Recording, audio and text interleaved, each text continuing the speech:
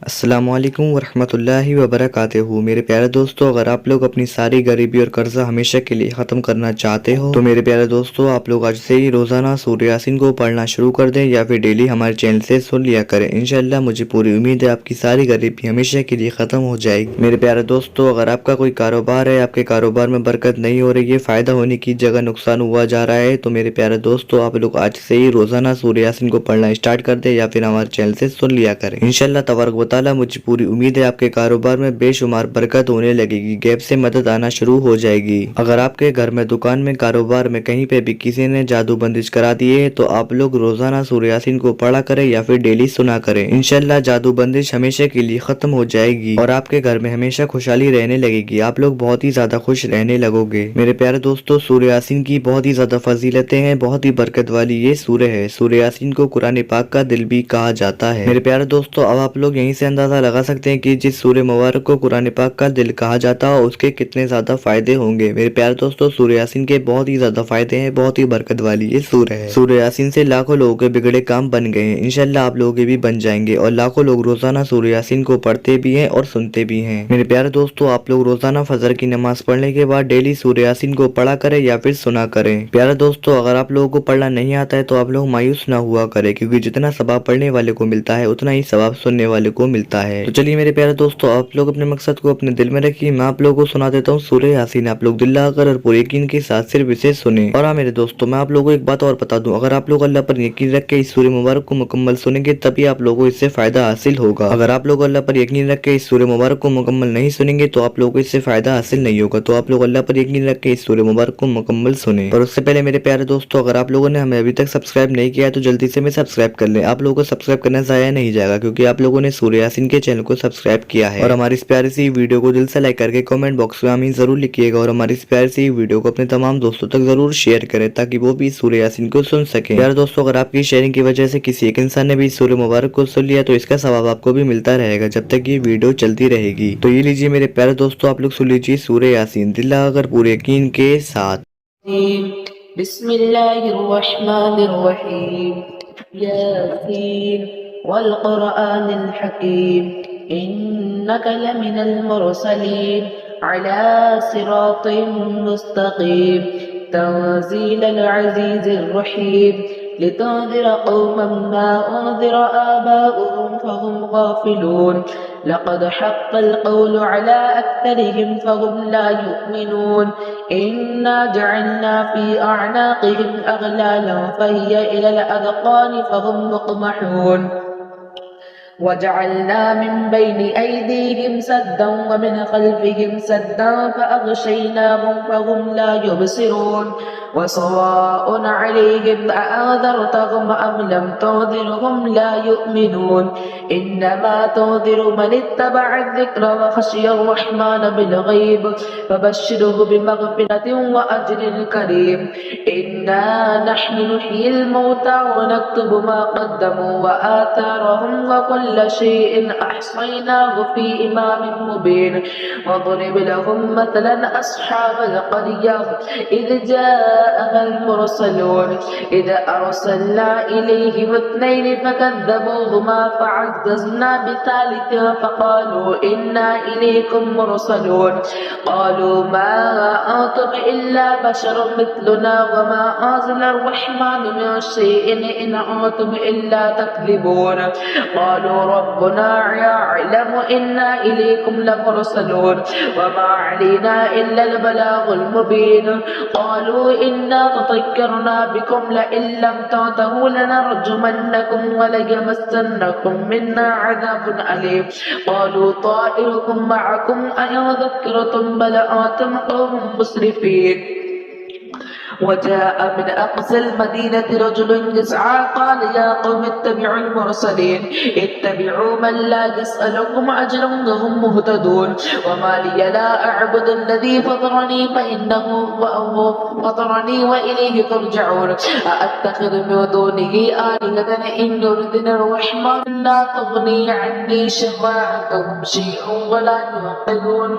إني إذا لفي ضلال مبين إني أحوط بربكم فاسمعون قيل ادخل الجنة قال يا ليت قومي يعلمون بما غفر لي ربي وجعلني من المكرمين وما أرسلنا على قومه من بعده من وجود من السماء وما كنا منزلين يا كانت إلا صيحة واحدة فإذا هم خامدون يا حسرة على العباد ما يأتيهم من رسول إلا كانوا به يستهزئون ألم يروا كم أخلقنا قبلهم من القرون أنهم إليهم لا يرجعون وإن كل لما جميع الذين محضرون وآية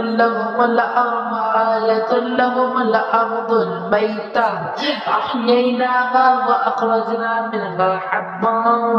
فمنه يأكلون وجعلنا فيها جنات من نخيل وأعناب وفجرنا فيها من العيون ليأكلوا من ثمره وما عملته أيديهم أفلا يشكرون سبحان الذي خلق الأزواج كلها مما تنبت الأرض ومن أنفسهم ومما يعلمون وآية لهم الليل نسلخ منه النهار فإذا هم مظلمون والشمس تجري لمستقر لها ذلك تقدير العزيز العليم والقمر قدرناه منازل حتى عاد كالعرجون القديم لا الشمس ينبغي لها أن تدرك القمر ولا الليل سابق النهار وكل في فلك يسبحون وآية لهم أنا حملنا ذريتهم في الفلك المشحون وخلقنا لهم من مثله ما يركبون وإن نشأ نغرقهم فلا صريخ لهم ولا هم يوقظون إلا رحمة منا ومتاعا إلى حين وإذا قيل لهم اتقوا ما بين أيديهم وما خلفكم لعلكم ترحمون وما تأتيهم من آية من آيات ربهم إلا كانوا عنها معرضين وإذا قيل لهم أنفقوا مما رزقكم الله قال الذين كفروا للذين آمنوا أنطعم من لو يشاء الله أطعمه إن أنتم إلا في ضلال مبين ويقولون متى هذا الوعد إن كنتم صادقين ما ينظرون إلا صيحة واحدة تأخذهم وهم يخصمون فلا يستطيعون توصية ولا إلى أهلهم يرجعون ونفخ في الصور فإذا هم من الأجداث إلى ربهم يوصلون قالوا يا ويلنا من بعثنا من مرقدنا هذا ما وعد الرحمن وصدق المرسلون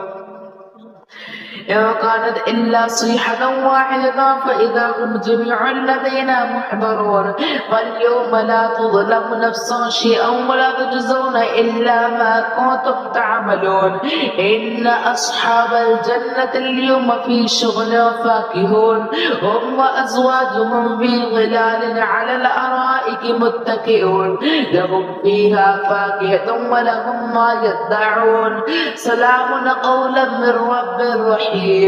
وامتاز اليوم أيها المجرمون ألم أعهد إليكم يا بني آدم أن لا تعبدوا الشيطان إنه لكم عدو مبين وأن اعبدوني هذا صراط مستقيم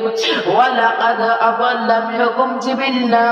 كثيرا أفلم تكونوا تعقلون هذه جهنم التي كنتم توعدون اصلوها اليوم بما كنتم تكفرون اليوم نختم على أفواههم وتكلمنا أيديهم وتشهد أرجلهم بما كانوا يكسبون ولو نشاء لطمسنا على أعينهم فاستبقوا الصراط فأنى يبصرون ولو نشاء لمسخناهم على مكانتهم فما استطاعوا مضيا ولا يرجعون ومن نعمره نعمره ننكسه في الخلق أفلا يعقلون وما علمناه الشعر وما ينبغي له